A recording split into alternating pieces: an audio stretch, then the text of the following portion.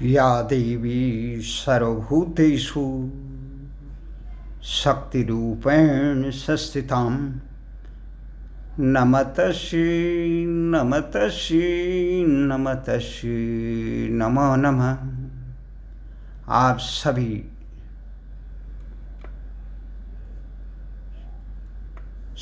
सज्जनों को, पूरे विश्व की जड़ चेतन को नवरात्रि की महा रामनवमी की पावन पर्व पर हार्दिक शुभकामनाएं। जहाँ पूरा विश्व में सनातन परंपरा का लोग नवरात्रि की पर्व को हर्षोल्लास से मना रहे हैं, वहीं उत्तराखंड के लोग आज 1 अक्टूबर है, 2 अक्टूबर को काला दिवस के रूप में मनाएंगे। काला दिवस के रूप में इसलिए मनाएंगे कि इस दिन कुछ शासकों ने, दुराचारियों ने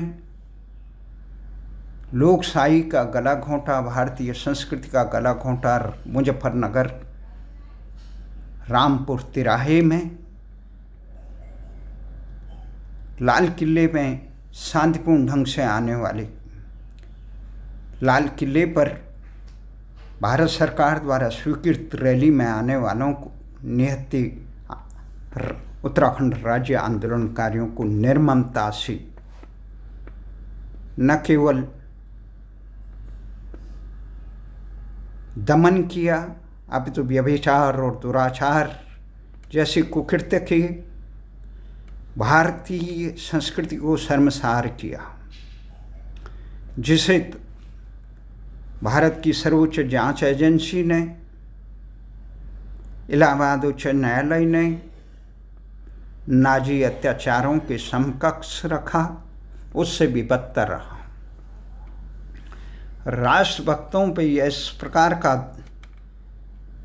दमन किसी भी देश की नींव को की जड़ों में मट्ठा डालने के काम ही करता है, आत्मघाती होता है। 31 साल हो गए इस कुकृत्य को किए हुए। इसके दोषियों को सजा देने के बजाय बेशर्मी से इस कांड के मुख्य खलनायकों को भारत सरकार द्वारा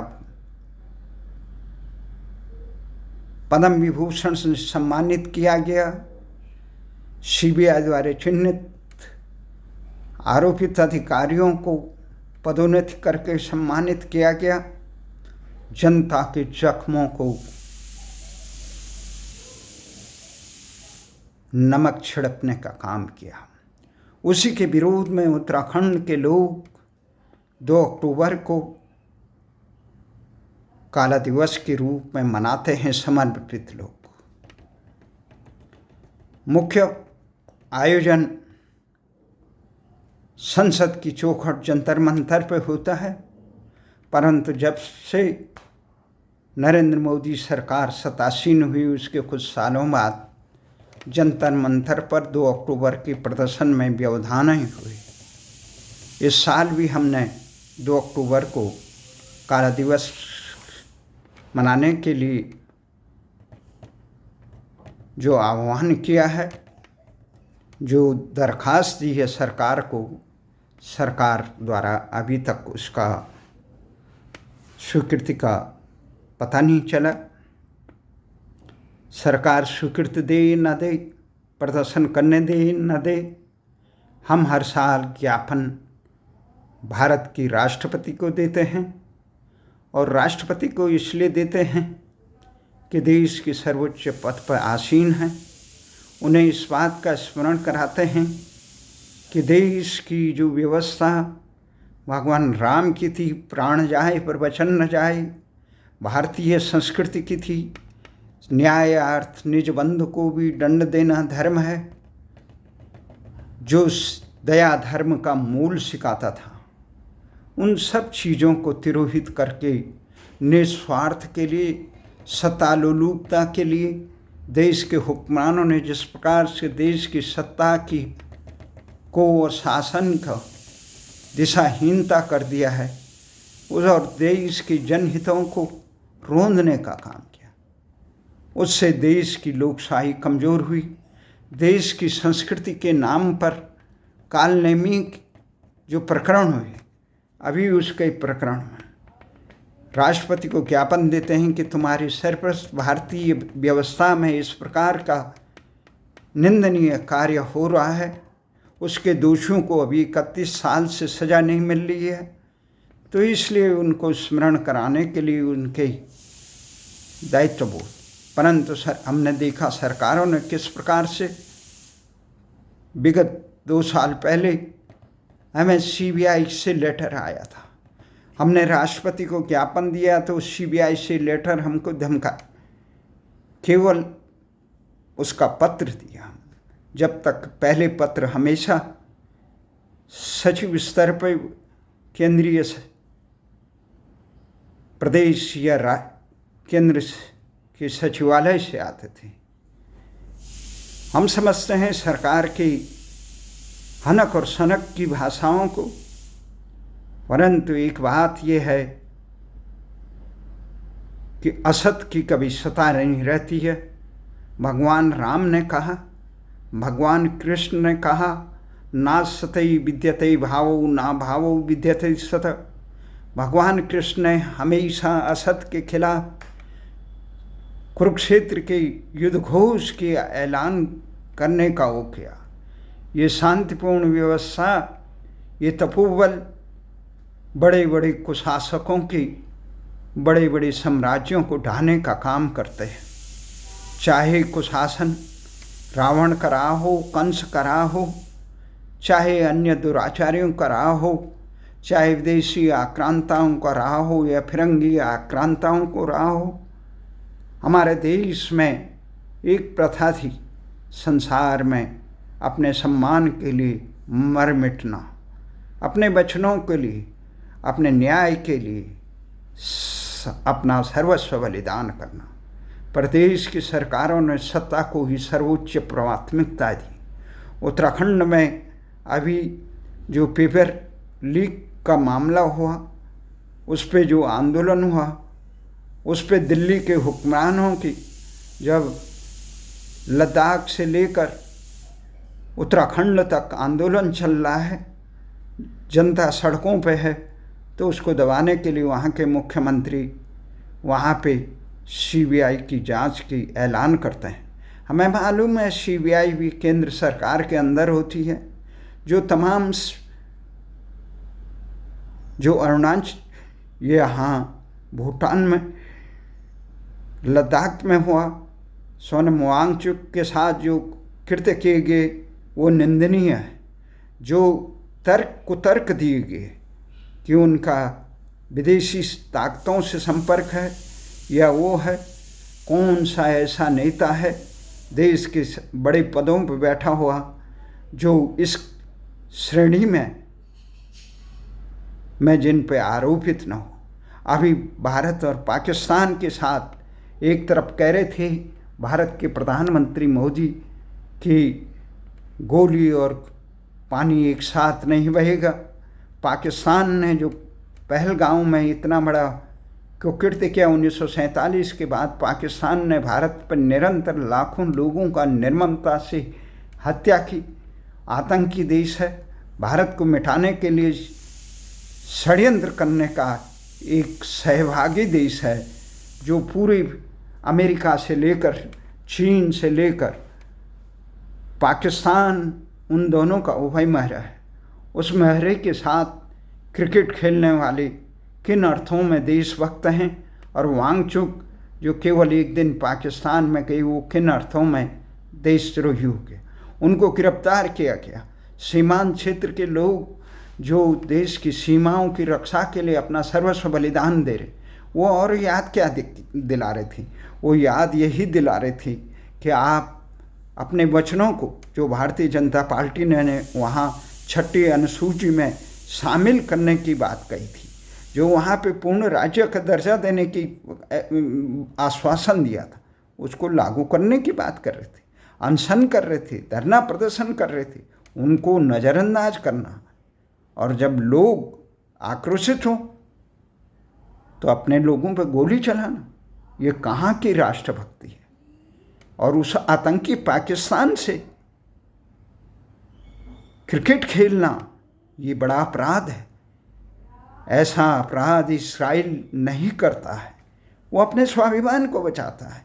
ऐसा अपराध रूस नहीं करता है, ऐसा अपराध अमेरिका भी नहीं करता है, ऐसा अपराध चीन भी नहीं करता। भारत के हुक्मरान देश को भले ही कहे कि हम चौथी अर्थव्यवस्था बनेंगे, तीसरी अर्थव्यवस्था के महाशक्ति बनने वाले विश्वगुरु कालनेमी नहीं बनाते हैं। विश्वगुरु भगवान राम के पथ पे चल के बनाते हैं कि रघुकुल रीति सदा चली आई, प्राण जाए पे वचन न जाई। गौ गंगा और गीता का सम्मान न करने वाले लोग, अपने वचनों की रक्षा न करने वाले लोग कालनेमी ही कहलाते हैं।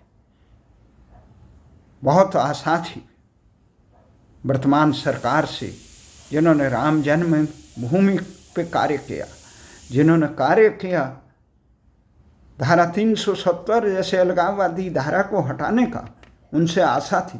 परंतु सत्ता लोलुपता सदा किसी की नहीं रहती। जब वक्त सत्ता और संगठन कहने के लिए विश्व का सबसे बड़ा संगठन और अपने अध्यक्ष तक नहीं चुन पाए। न्याय की ये दुर्गति कि यहाँ इस देश में तमाम बच्चों तक के अपराधियों को सर्वोच्च न्यायालय तक न्याय नहीं मिलता। इन सारी घटनाओं के बावजूद देश में इस प्रकार की दुर्दशा देखकर ये हालत ये हो गई कि इस देश में अगर महाशक्ति बनना है, विश्व गुरु बनना है, तो इस देश के हुक्मरानों को भारतीय संस्कृति का अनुसरण करना पड़ेगा, न कि रावण और कंस और कालनेमियों के पथ का अनुसरण, जिनकी कथनी और करनी में अंतर न हो। मैं देख रहा हूँ किस प्रकार से उत्तराखंड के मुख्यमंत्री जिस केंद्रीय आला नेतृत्व के दबाव में वहाँ पे आंदोलनकारियों के बीच में गई। अगर ऐसा ही दबाव में उत्तराखंड के मुख्यमंत्री, उत्तराखंड की सरकारें अगर गैरसैंण राजधानी पर भू कानून मूल निवास पे, छठी अनुसूची पे से लेकर अंकिता भंडारी प्रकरण से लेकर उत्तराखंड के बेरोजगारों को रोजगार देने में लेकर और उत्तराखंड की परीक्षाओं का सही ढंग से क्रियान्वित करने का काम करते, उत्तराखंड की जनता की जनहितों की मांग की सुनवाई करते, उत्तराखंड के हक हकूकों जिसके लिए राज्य बना उसके लिए काम करते, तो बहुत बेहतर लगता। परंतु ये पाखंड का जो छात्रों के आंदोलन में मंच पे तो जाते हैं, परंतु उन अधिकारियों को अभी तक बर्खास्त नहीं किया गया जो इसके लिए जिम्मेदार हैं। जिम्मेदार अधिकारियों को, आयोग के अध्यक्ष से लेकर उन तमाम अधिकारियों को, ये पूरा आयोग ही बदलना चाहिए। ये जो भ्रष्टाचारी लोग हैं, चीन एक तरफ अपने मंत्री को भ्रष्टाचार के आरोप में फांसी की सजा देता है, देश के लिए समर्पित है, तब वो विश्व की महाशक्ति बना भारत के समकालीन। इस्राइल अपने चंद आदमियों के मौत का बदले लेने के लिए पूरा फिलिस्तीन, गाजा से लेकर लेबनान से लेकर ईरान तक कहर ढा रहा था, उस आतंकियों को समूल नाश करता है, तब सुरक्षित रहता है महाशक्ति। जब अपने आत्मसम्मान की रक्षा खुद नहीं करेंगे तो कौन करेगा। इसलिए मैं आज माँ भगवती से, कुलिष्ठा से, जो सकल सृष्टि की, सकल ब्रह्मांड की अधिधात्री है, उनका स्मरण करके आशा करता हूँ कि भारत के हुक्मरानों को, सत्तालोलुप हुक्मरानों को, रावण और कंस इत्यादि कुशासकों की दुर्दशा का स्मरण कराए और उन्हें ये बताए कि ये सत्ता कभी नहीं रहती, हमेशा किसी की नहीं रही। और कुकृतियों का दंड, असुरक्षा के भय में कुकृतियों का दंड भी परमात्मा प्रकृति देती है। अभी उत्तराखंड में एक पत्रकार की जो निशंस संदिग्ध परिस्थितियों में उसकी मृत्यु हुई, उसके पीछे भी उनके अपराधियों को भी महाकाल अवश्य दंड देगा। महाकाल जहाँ तमाम कुकृतियों को करने वालों को दंड दे, वहीं इस अवसर में भारत को सर्वश्रेष्ठ बनाने वाले, भारतीय संस्कृति के युगों युगों तक ध्वज संगनाद करने वाले भगवान कृष्ण का वो स्मरण वचन याद, यदा यदा हि धर्मस्य ग्लानिर्भवति भारत अभ्युत्थानं धर्मस्य तदात्मानं सृजाम्यहम् परित्राणाय साधूनां विनाशाय च दुष्कृतां धर्म संस्थापनार्थाय संभवामि युगे। धर्म कौन सा? धर्म वही जिसमें दया हो, जिसमें न्याय हो, जिसमें जनहित हो, राष्ट्रहित हो, वो धर्म होता है। और सारी पाखंड है। इसके अलावा आज जिस प्रकार का वातावरण पूरे संसार में अमेरिका बना रहा है या अन्य देश बना रहा है, चारों तरफ युद्ध की विभीषिका है, प्रकृति अपना रौद्र रूप दिखा रही है। इस सितंबर अक्टूबर माह में किस प्रकार से अतिवृष्टि से प्रकृति दहन कर रही है, ये सबक है, ये चेतावनी है। इसलिए मैं उन तमाम संघर्षशील युवाओं को नमन करता हूँ जिन्होंने अपने संघर्ष के दम पे सत्ता के धीशों को जनता के समक्ष नमन करने के लिए विवश किया। जनवासियों, इसी आशा और विश्वास के साथ मेरा पूरा विश्वास है माँ भगवती आने वाले समय में इस प्रकार का नेतृत्व देश में उभरे, जो इस प्रकार के आसुरी ताकतें हैं, जो जनता को रौंदना चाहते हैं, जो अपने अलावा सबको समाप्त करना चाहते हैं, जो हिंसक हैं, जो अत्याचारी हैं, जो भ्रष्टाचारी हैं, उन सब का दमन करे। इस